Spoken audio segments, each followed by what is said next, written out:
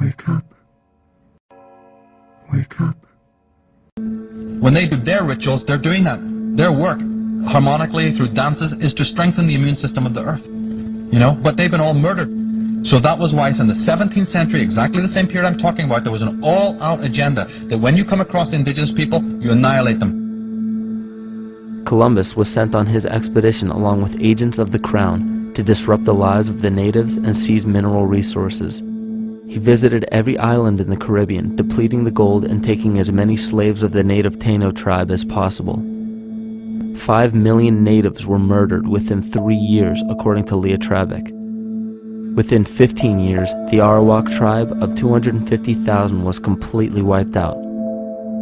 The population of the United States prior to European contact was greater than 12 million. 4 centuries later, the count was reduced by 95% to 237,000. From 1494 to 1508, over 3 million people had perished from war, slavery, and the mines. Who in future generations will believe this? I myself, writing this as a knowledgeable eyewitness, can hardly believe it. My eyes have seen these acts so foreign to human nature, and now I tremble as I write. Another agent of the false ego bloodline was Hernando Cortez, who decimated the Aztec tribe and plundered their mineral resources. This again was the case through Cortez's second cousin, Francisco Pizarro, who conquered the Incan Empire in Peru. These atrocities are seen throughout Africa, New Zealand, New Guinea, East Timor, and are still seen today in Canada. This was a deliberate attempt to bury any surviving remnants of the ancient world and our true history. It is a naive mistake, however, to categorize and blame everything and everyone involved with politics or religion for this suppression of knowledge. It is only natural for people to crave spiritual understanding when there are so many manufactured missing links and perversions in the spiritual text today. And due to this void of spiritual wisdom, honest and moral people who are simply trying to understand their place in this world become the prime consumer market for those who wish to exploit this vulnerability. To have enough power to run our own lives, basically. If we look at the New Age movement, for instance, which is another kind of trap in all of this, where people might end up actually. They're looking for something so bad that they're taking all these things that are handed to us or to them. But it's not really based on any real understanding. It's still kind of coming from a religious type of perspective. People are genuinely seeking something new. They're genuinely seeking a new type of spirituality, or to better themselves, or to change something. But this is being hijacked, and what they actually do is that they lead you into another type of group mentality or new age religion, whatever it is, and people still are not able to kind of really break free from that and follow their own journey or their own path, which I think is very important in all of this.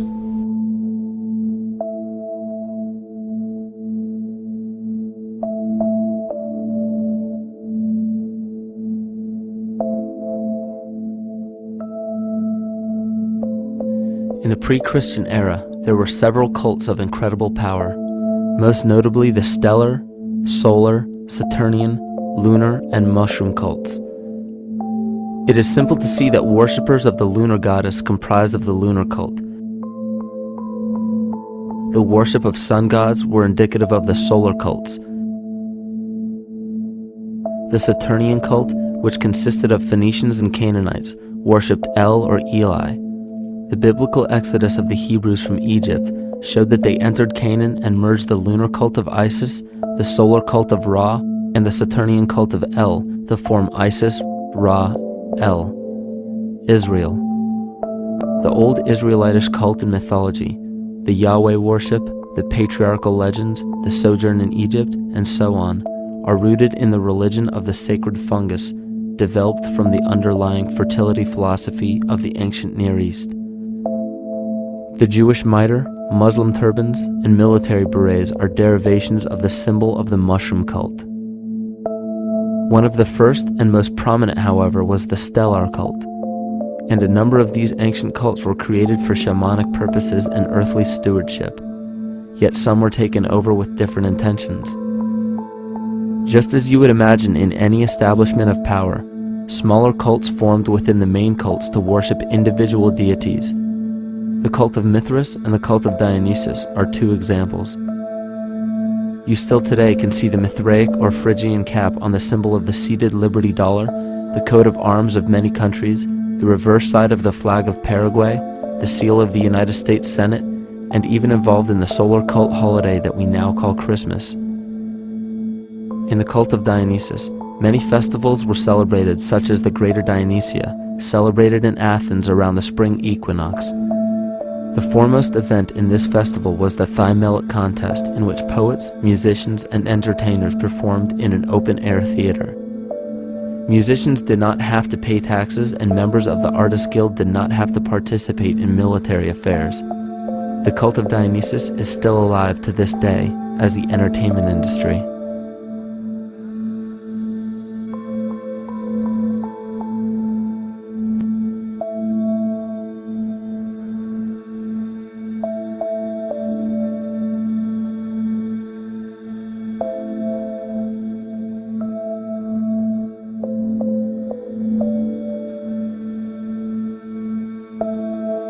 These cults still exist in many important positions of power throughout the entire civilized world. Yet the most important function of these groups is to manufacture the consent and complicity of the people. The conscious mind is the creative mind. It's the one that has your personal identity into it. It does the real thinking.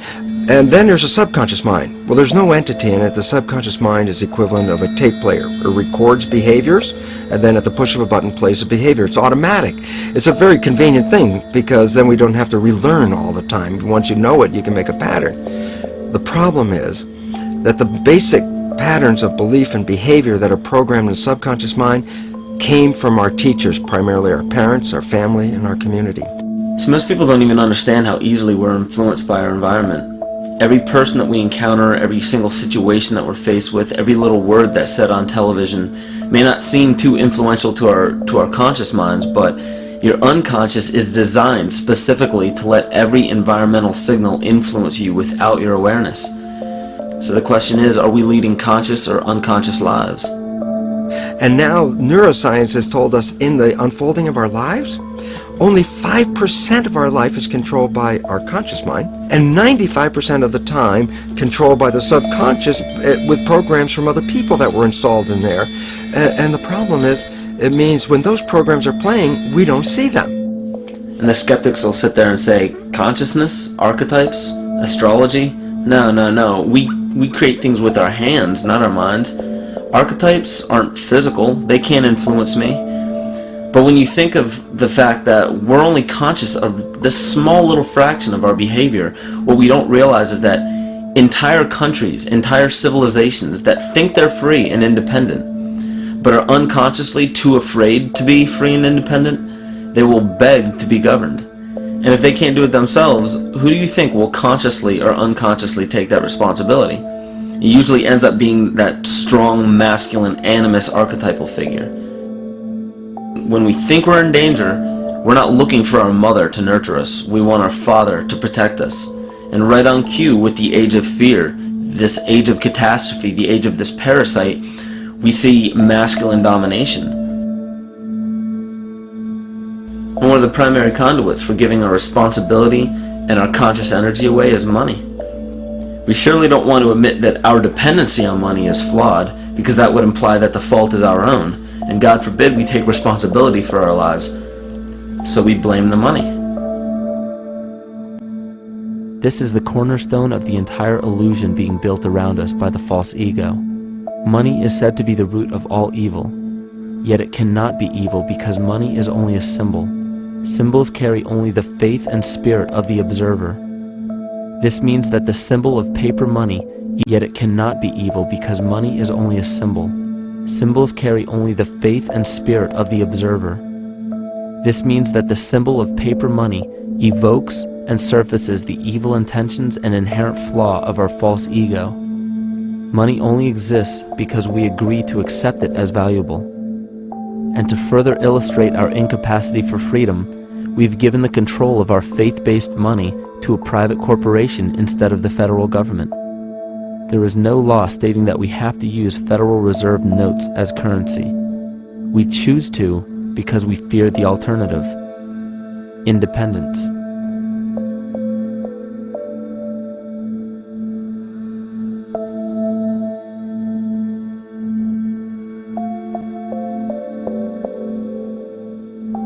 But it's not even really about money, it's about energy, because money is simply this material thing that allows billions of people to crave just one thing and put their energy into the same thing. It's not the plasma TV or the house or the lifestyle or the job or the significant other or the status that we're really after, because we know that we're empty.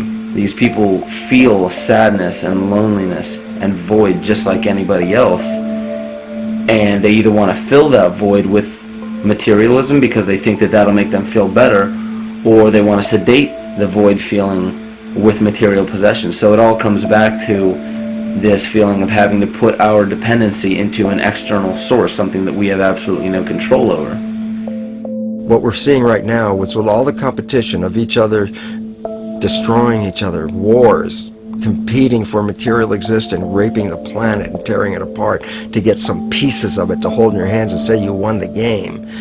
Every one of those moves is destructive not just of the planet but of human civilization, because human civilization will thrive with cooperation and will die with competition. And if you operate from these truths, then you end up with the extinction that lies before us. You see, we all have demons, so to speak. We all have inner demons in our lives, but we expect to see devilish monsters or dark apparitions when you think of a demon, kind of like what you'd see in the cinema. But our demons are really the people in our everyday lives, the people that we argue with, the people that we envy or hate, the ones we physically or emotionally harm in some way, shape, or form. And it's not because we envy or hate qualities in these specific people as much as we hate the fact that they remind us of ourselves. They reflect qualities about ourselves that we wish we had more of, or that we wish we didn't have at all. So what do? We alleviate that pain, not by fixing or fighting our own demons, but by harming the people that remind us of our demons, by harming the people that remind us of the things that we don't like about ourselves. And when we become frustrated that we're not in control of our emotions because we don't really know what's affecting our emotions, we take it out on others. We take it out on absolutely anything else that can show us or act as a catalyst for our hatred. And so we do the same thing to animals. Animals are perfect because they can't defend themselves. And it's a perfect catalyst for our inner aggression, our confusion, our hatred. Just take it out on something absolutely helpless. Just imagine how unconscious a person has to be of his or her actions to torture or mutilate or brutalize any living thing.